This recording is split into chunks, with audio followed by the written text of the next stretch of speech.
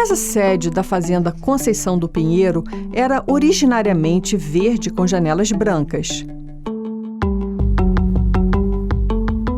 A sede, bem como as demais edificações, exibem um bom estado de conservação, fruto do zelo do atual proprietário em estabelecer uma rotina de manutenção.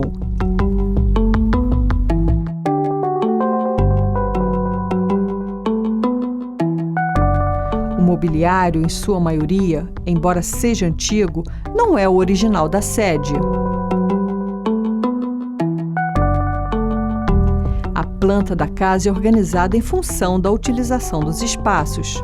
Os de serviço no primeiro pavimento e os sociais no segundo, na parte da frente. A sala de música é um importante ambiente da residência com afrescos de motivos alusivos à música, arte, economia, moral, direito e fé estampados nas paredes diretamente sobre a rebocadura.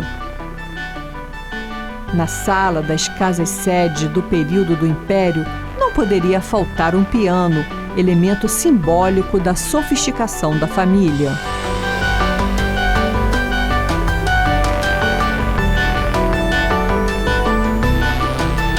Edson, nós vamos falar agora um pouquinho da estrutura da Casa Grande da Fazenda, né? É uma fazenda de 1880. Quantas janelas ela tem aqui? 57. Eu às vezes brinco com as pessoas que vêm aqui visitar que a gente tem uma funcionária que passa a manhã abrindo e passa a tarde fechando. Então é uma funcionária só para abrir e fechar a janela. Porque são 3 em 1 também, sabe? Então se for isso, tem 57. Se a gente for colocar que ela tem que abrir cada janela 3 vezes, porque ela tem uma de veneziana, uma de madeira e uma de vidraça.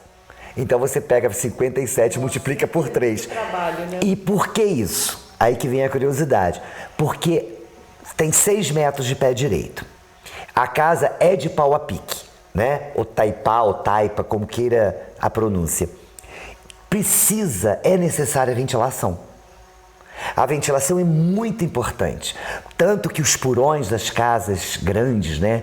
Ou das senzalas, são todas muito bem elaboradas com essa ventilação, para poder não dar mofo, não dar fungos, cupim, porque é um inseto muito próprio do interior. E o que acontece também? O morcego é muito atraído das bananeiras, porque quem faz o cruzamento das bananeiras é o morcego. A gente tem um certo odieriza morcego, mas eles são importantíssimos na natureza, do meio ambiente. E eles sujam muito. E eles adoram esses lugares escuros e úmidos. Então, quer dizer, essas janelas têm que ser mantidas, fechadas, para que se possa também manter as paredes mais limpas, né? O chão também. Fundamental, né? Agora, esses afrescos que a gente está vendo aqui nessa sala, essa sala seria o quê? Uma sala de música? A gente está aqui numa sala de música, onde os barões do café faziam seus saraus. Que o chique dessa época era receber um grupo de amigos, onde tocava um cravo, depois, mais para frente, um piano, né? Mas de início, lá para 1800, até 1880, seria o cravo e a luz de vela, servindo um licor, né? Como hoje você citou, de jeripapo de preferência, né? Ou de chocolate. Que eram os produtos, inclusive, feitos na própria fazenda, né? As frutas da época, né? E um suco de goiaba, que era muito chique na época, o suco de goiaba. E aqui se tocava os cravos, sobre as velas, aquelas roupas suntuosas, às vezes podia se dançar uma valsa, sempre uma sinhazinha cantava uma música, porque ela tinha que aparecer para a sociedade, para esse grupo de amigos. E essa sala de música, esses afrescos eram pintados com um sumo de planta com óleo de baleia. Por isso, a duração de tantos séculos, de tantos anos. Agora, estão bem conservados. Muito conservados. Houve uma restauração. Foi tudo restaurado e estudado pelos alunos de artes plásticas do Fundão. Porque o professor Nelson, que é o professor lá de artes plásticas, eu pedi a ele generosamente veio aqui e restaurou tudo com esse grupo de alunos que estava para se formar. Foi a tese de final de ano, a monografia que eles tinham que defender e a tese defender foi essa sala de música.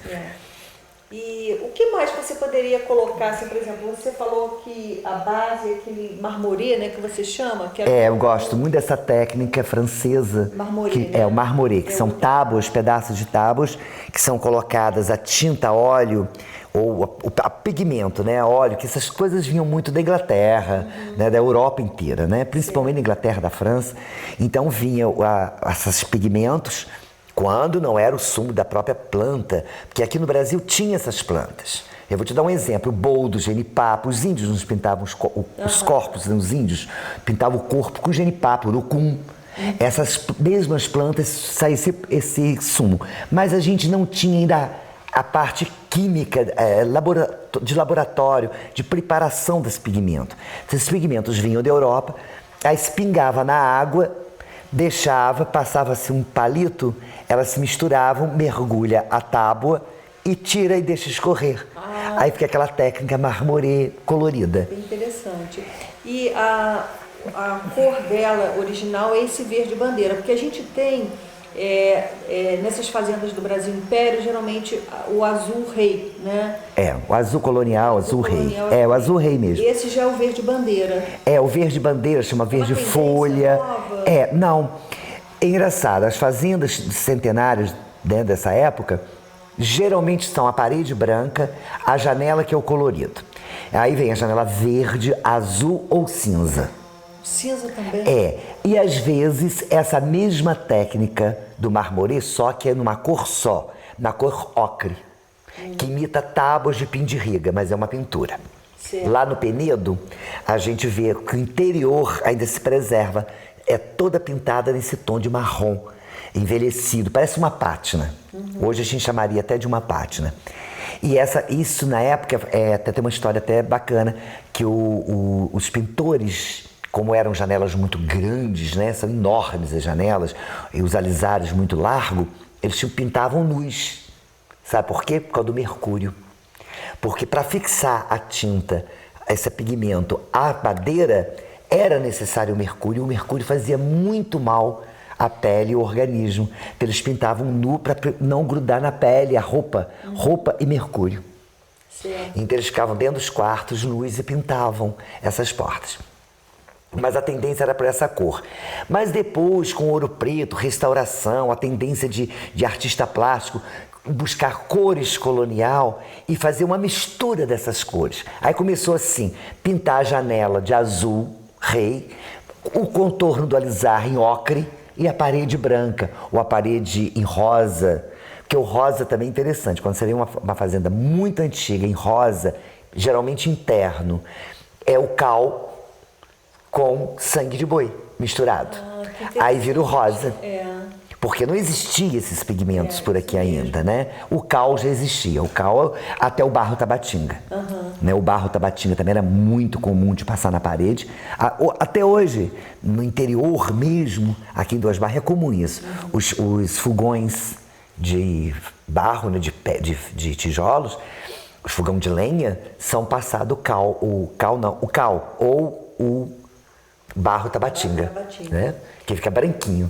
Edson, a fazenda Conceição do Pinheiro, ela agora, o proprietário vai abrir para visitação, que vai ser um grande presente, não só para Duas Barras, mas também para nós friburguenses, que com certeza viremos aqui fazer a visita nessa propriedade assim maravilhosa. Como é que está sendo organizado esse roteiro? Eu acho muito bonita essa ideia do Aloysio em permitir, né, que as pessoas venham visitar e com o objetivo maior mesmo de informar, das pessoas terem o direito de ver esse patrimônio, que é um pecado. Eu acho um absurdo você ser dono de uma beleza dessa e ficar fechada, não permitir que as pessoas cheguem e participem, compartilhar isso, né? Compartilhar isso com o outro é muito bom essa ideia, né? Então, a partir do mês de junho, a gente vai abrir sim para grupos.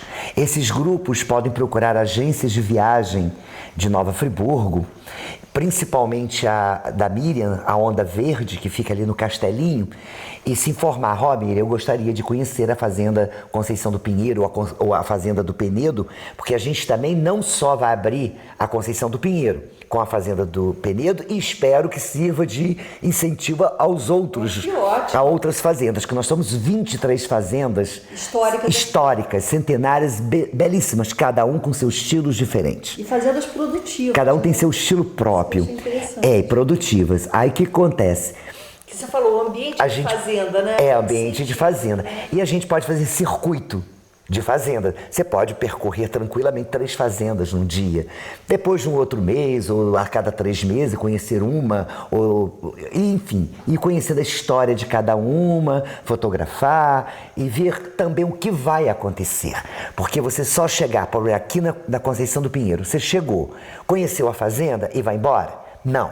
A gente está fazendo toda uma programação aonde o turista vai chegar, ele chegará aqui de trem. Aí isso é um segredo, mas depois ele vai descobrir como esse trem, porque a gente fala trem, lembra uma linha férrea, e essa linha férrea não existe, né? Mas vai ser um trenzinho que vai trazer as pessoas aqui à fazenda. E chegando aqui, ela vai ser recebida com roupas de época, conhecer o museu, ver um teatro de época, desfrutar de um piano tocando, de um recital ou de um sarau, né? De um café colonial, com almoço incluído, isso para um preço acessível, que o objetivo maior é informar, não é financeiro. O objetivo é mostrar a história, é receber esses grupos e compartilhar essa ideia. Esse é o objetivo maior. E para as pessoas entenderem, né? Nós estamos aqui numa fazenda em Duas Barras, mas aqui também está a história de Nova Friburgo, porque quando a gente vê a família Monerá adquirindo uma fazenda do Barão de Aquino, a gente vê esse ciclo, né, da decadência dos barões do café e entrando aí os descendentes, né, de colonos suíços, em que a gente fala, a colonização suíça não deu certo e tal, mas se a gente se nós nos voltarmos para essa região, que era outrora Cantagalo, a gente vai ver que a colonização suíça deu certo. Uma peça essencial na casa-sede era o oratório, normalmente adornado em estilo barroco, que servia aos ofícios religiosos feitos por um padre que ia especialmente à fazenda para esse fim. Estamos agora na Capela da Fazenda. Toda fazenda dessa época tem uma capela que dá nome também à fazenda, que às vezes, aqui no caso é Conceição do Pinheiro, mas tem fazenda que chama São Jorge, Nossa Senhora da Conceição, São Sebastião, porque são santos que dão nome, porque as pessoas eram muito religiosas, até que era um contato social que elas tinham nessa época de juntar os colonos e também a vizinhança para a ladainha, que era uma coisa muito comum de se reunir no final das tardes, dos fins de semana, fazer uma ladainha e após a ladainha um café. E aqui nessa capela de Nossa Senhora da Conceição, a beleza dela está nos afrescos, que está por trás da santa, e no altar, onde representando os símbolos religiosos.